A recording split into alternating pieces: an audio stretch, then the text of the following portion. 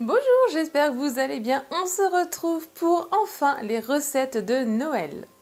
Et donc on commence aujourd'hui avec une bûche roulée au chocolat et à l'orange. Ce combo-là de goût, j'adore ça et j'ai réussi à la refaire en bûche. Elle est juste hyper bonne. J'espère que ce goût-là va vous plaire.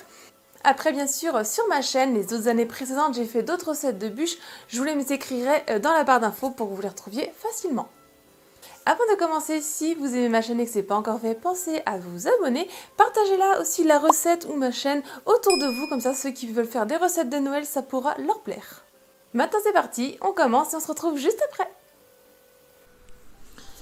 On va commencer par la ganache avec 300 g de chocolat noir, 30 cl de crème liquide entière et un zeste d'une orange. Dans ma casserole, je viens y verser ma crème liquide. Et avec une râpe, je viens râper donc le dessus de mon orange pour récupérer le zeste. Pensez à la laver avant.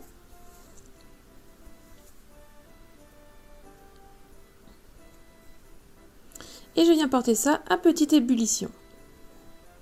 Pendant ce temps-là, je fais un tout petit peu fondre mon chocolat au micro-ondes pour qu'il fonde plus facilement, ou sinon vous pouvez le hacher finement. Je viens le verser dans un plus grand récipient. Une fois que ma crème liquide est bien chaude, je viens la verser une seule fois sur tout le chocolat. Et j'attends 30 secondes, environ 1 minute, que ça commence à fondre tout seul sans y toucher.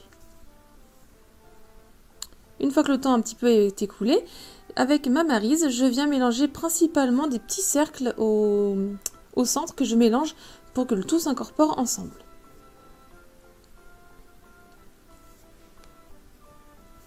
Une fois qu'on a bien mélangé, on va pouvoir racler une dernière fois bien au fond pour vérifier que tout est bien incorporé. Vous pouvez la filmer si vous voulez et je la mets 2 heures au frigo. On va passer au sirop avec 120 g de sucre, 15 cl de jus d'orange, 15 cl d'eau et une cuillère à café de rhum ou du Cointreau si vous avez, avec une cuillère à café de arôme d'orange. Dans ma casserole, je viens mettre le sucre en poudre, j'y verse l'eau et le jus d'orange.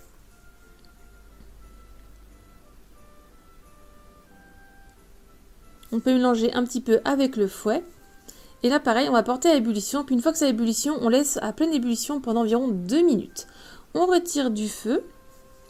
Et là, donc, je viens ajouter ma cuillère à café de rhum. Et après, ma cuillère à café d'arôme d'orange. Si vous prenez du Cointreau, vous mettez une cuillère à soupe directement. Je mélange un petit peu avec le fouet.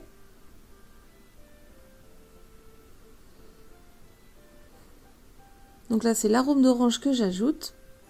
Ça se trouve facilement en grande surface. Je mélange une dernière fois avec le fouet, puis là je vais le mettre de côté à température ambiante, à laisser refroidir le temps que je prépare le reste de la recette. On va passer à la génoise avec 120 g de farine, 120 g de sucre et 4 œufs. Donc dans le bol de mon robot, ou vous pouvez le faire au batteur électrique si vous le souhaitez, je viens y casser mes 4 œufs.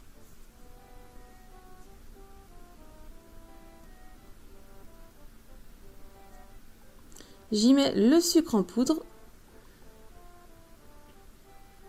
Et là, donc, avec le fouet de mon robot, je vais venir mélanger à moyenne vitesse, puis progressivement, je vais l'augmenter pour mélanger à pleine vitesse. Et il faut que le mélange triple de volume et qu'il soit blanchi. Donc ça peut prendre environ 5 bonnes minutes.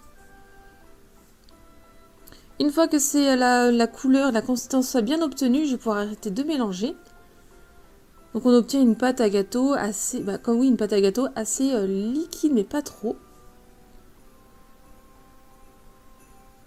Je viens prendre mon tamis et j'y viens y mettre la farine pour la tamiser.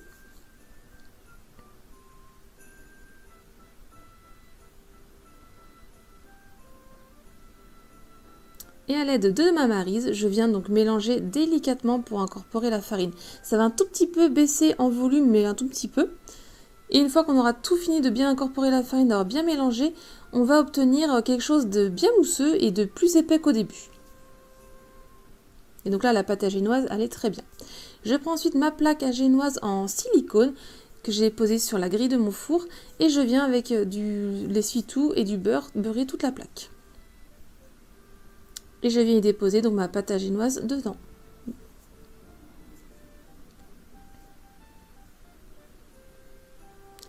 Et après, à l'aide d'une spatule coudée, je viens donc bien étaler la pâte à génoise sur toute ma plaque.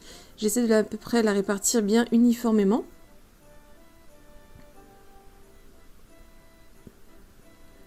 Après, je viens tapoter plusieurs fois pour enlever les petites bulles d'air, puis qu'elle se répartit aussi bien.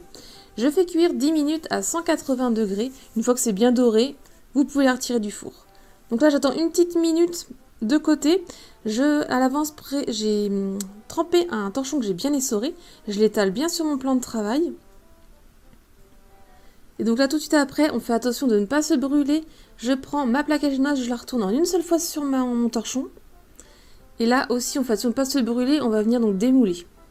Donc attention à la chaleur qui sort. On y va délicatement et normalement elle ne devrait pas trop se casser.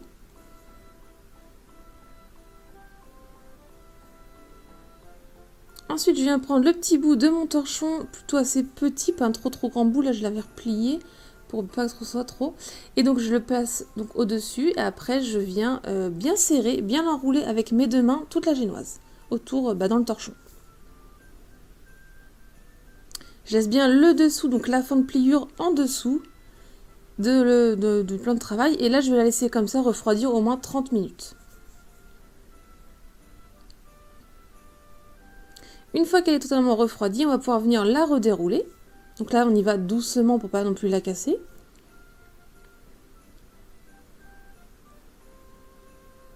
Donc vous allez voir, le bout, il est déjà légèrement enroulé. Comme ça sera facile à re-enrouler après, une fois garni. Donc je sors ma ganache qui a été au frigo. Donc là, elle a la consistance parfaite. Ni trop épaisse, ni trop liquide. Elle est très bien. Je prends mon sirop d'orange qui a totalement refroidi. Puis avec mon pinceau, je viens imbiber toute la génoise. Et donc je viens avec une cuillère à soupe étaler de la ganache au-dessus de la génoise. Pensez à garder une assez bonne quantité pour décorer après le dessus.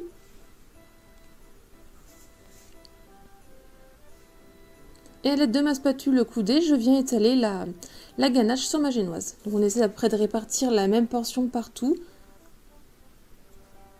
On y va quand même assez généreusement en quantité à mettre.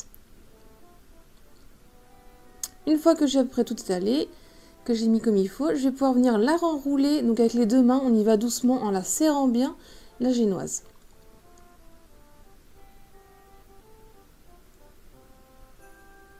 Et donc la fin de la génoise doit rester en dessous.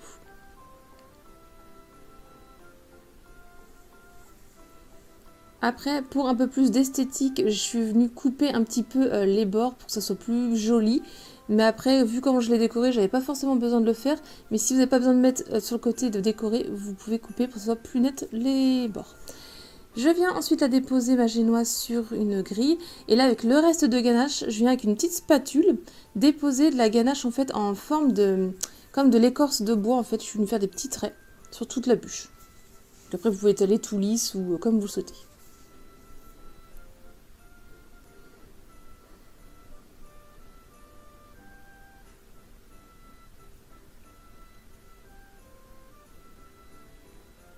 Et voilà, après j'ai mis un petit peu d'écorce d'orange et 2 petites tranches d'orange que j'ai mis sur les deux côtés, puis deux petits sapins sur le dessus de ma bûche. Et voilà, ma bûche est décorée, terminée. Vous pouvez ajouter un petit peu de sucre glace si vous le souhaitez. Ensuite, vous pouvez la mettre au frais 1 à 2 heures avant de la déguster.